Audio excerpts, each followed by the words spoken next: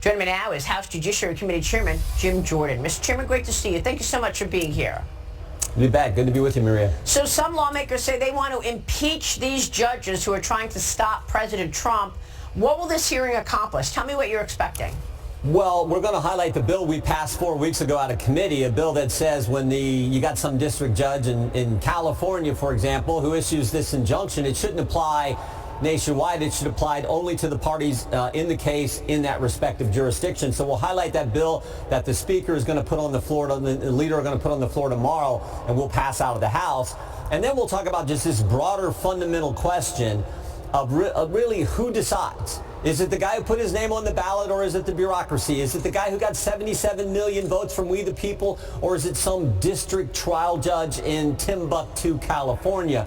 And I think we're going to get to the heart of that issue and talk about things we can do in the legislative branch with oversight, with legislation like the bill we're going to pass tomorrow, and of course using the appropriations process and any other tool that we want to keep on the table to potentially use to make sure the people's will gets done through the guy they elected on November 5th. Well, it's pretty incredible to me that the judge could actually make this stunning notion that he wants the flight to go back to America when we're told that there are Tren de Aragua dangerous gang members on the flight going to El Salvador. Yeah, I mean, the American people have common sense, and they look at this and they're thinking like, wait a minute, this judge said, turn the plane around, bring the bad guys back here. The bad guys who were here illegally, who did terrible things, who are part of an international gang, a terrorist organization, the Tren de Aragua gang, which everyone knows is notorious for all kinds of bad things. Turn that plane around and bring them back. And people are saying, are you kidding me? So this is the kind of thing we want to make sure we underscore and highlight and get some viewpoints from the people who've lived it, like Miss Romero in Aurora, Colorado, who lived it, who saw what happened to her community, to her apartment complex, to her car. She's going to talk about those things. And of course, the perspective from Speaker Gingrich, who for 50 years almost now has devoted his life to protecting the Constitution and defending the values of our great country. Well, look, your colleagues on the left are upset with President Trump and the speed with which he is moving to change the federal bureaucracy, no doubt about it. Democrat senators are giving a marathon speech on the Senate floor right now. They're still railing against President Trump and against Elon Musk and Doge. They started speaking last night at 7 o'clock in the evening. Tesla and Elon Musk seeing an increase of attacks. A man was arrested at an Idaho dealership for hitting a pro-Tesla demonstrator with his car. In Boston, police are hunting for a suspect accused of harassing Tesla owners, attacking their cars. And then in Arizona, an elderly woman driving a Tesla was brutally assaulted on a highway. Musk says he's not going to back down. He says Doge will investigate how certain lawmakers have accumulated a great deal of wealth while on a congressional salary, Mr. Chairman. Yeah, it's not like they're doing... Well, first of all, I mean, it's terrible what's happening to these individuals driving Teslas. I mean, it just shows you how ridiculous the left has become. And as Attorney General Bondi's indicated, these people are going to be prosecuted who do these terrible things. So God bless her for doing the right thing and enforcing the law. But I think it just underscores how crazy the left is. But also, it's not like it's a surprise. President Trump told us he was going to, bad guys who are here illegally are going to be sent back to their native country. He's doing that. He said we're going to put Elon Musk in charge of this effort called Doge, and we're going to find wasteful, ridiculous spending, and he's doing that. It's not a surprise. Here's the shock, though. Most of the time, politicians, when they run for a job, say one thing and then get in office and do something else. President Trump and Elon Musk are doing exactly what the president said was going to happen. And that really bothers the left. But it's the way I think we should operate. When you put your name on a ballot and you get elected, go do what you said. President Trump is doing that. Well, I've got to tell you, I mean, we just spoke with Eric Trump a few minutes ago, and he was talking to us about getting debanked. And he named the banks which canceled them. And I'm wondering if you're looking into this. I know Tim Scott in the Senate has been doing hearings about this, but he just laid it out for us. Watch this. Which banks canceled you? What happened?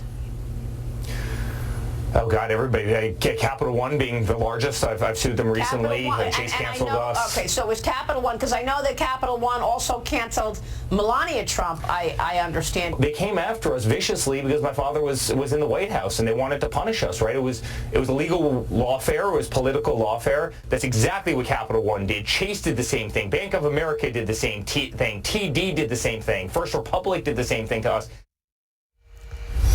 Your reaction, Congressman?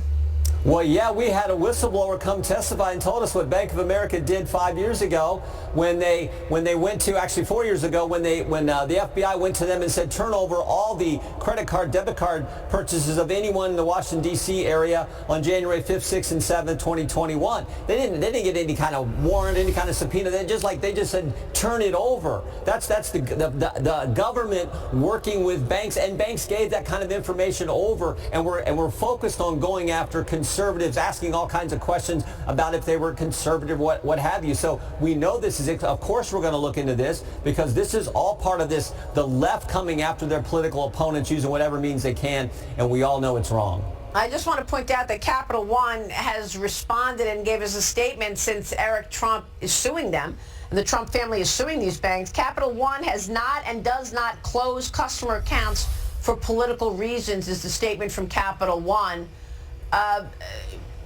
How will you look into this? What is the next step here? Well, we'll work with the Financial Services Committee. We did an investigation. We released a report last year where banks were asking certain things. They were talking about, oh, it might be a reputational risk to your company if you do this, if you engage in certain kind of behavior, if you bank certain kind of individuals. They were getting pressure from the government. So we'll look at both of that, what the banks are doing and the pressure coming from the Biden administration, look back on that as well. But we'll work with the Financial Services Committee. French Hill, the chairman here on the House side. So we'll try to work with them, because they're looking at a number of issues in the financial services sector.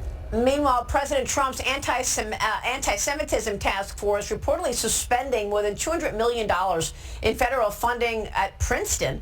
They're also reviewing nearly $9 billion in federal grants and some $225 million in contracts to Harvard.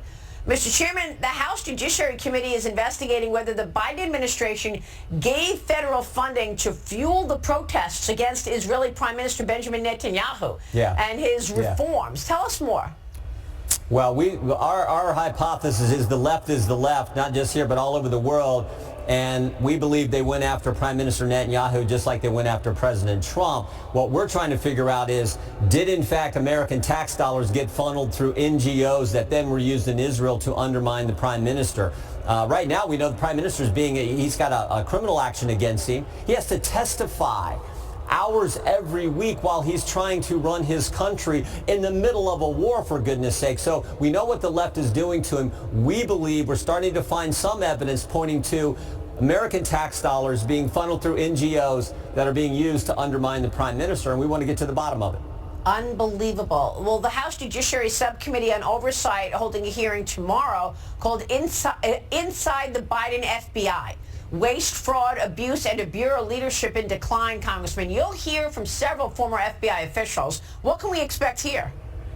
Well, the big takeaway, Maria, is it's night and day between the Garland-Ray Justice Department and FBI and what we have under Pam Bondi and Kash Patel. We had 7 subpoenas we sent to Kash Patel 4 weeks ago. They've complying with everything, getting us the information that we wanted to get, that we had trouble getting from the Ray FBI. So night and day. But we're going to go take a look back at just how bad it was, and thank the good Lord that we now have Pam Bondi and Kash Patel running those institutions. Well, you're right. But look, President Trump is calling for the declassification of the documents relating to the Crossfire Hurricane investigation. Yeah. We know all about Good. that.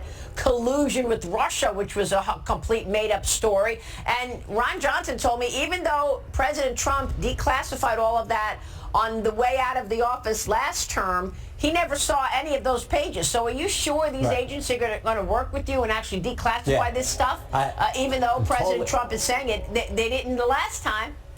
Yeah, I'm totally confident, because leadership matters. And we now have an Attorney General, Pam Bondi, who's going to work with us, who's going to get us the information the American people deserve to have their questions answered. She's going to get us that, and so is Kash Patel, Todd Blanche, the Deputy Attorney General, all good people. So, yeah, we're very confident we're going to get the information that we need to answer the American people's questions. Well, it'll be good for the American people to understand what took place. Mr. Chairman, thanks very much for your leadership and your work. We'll be watching.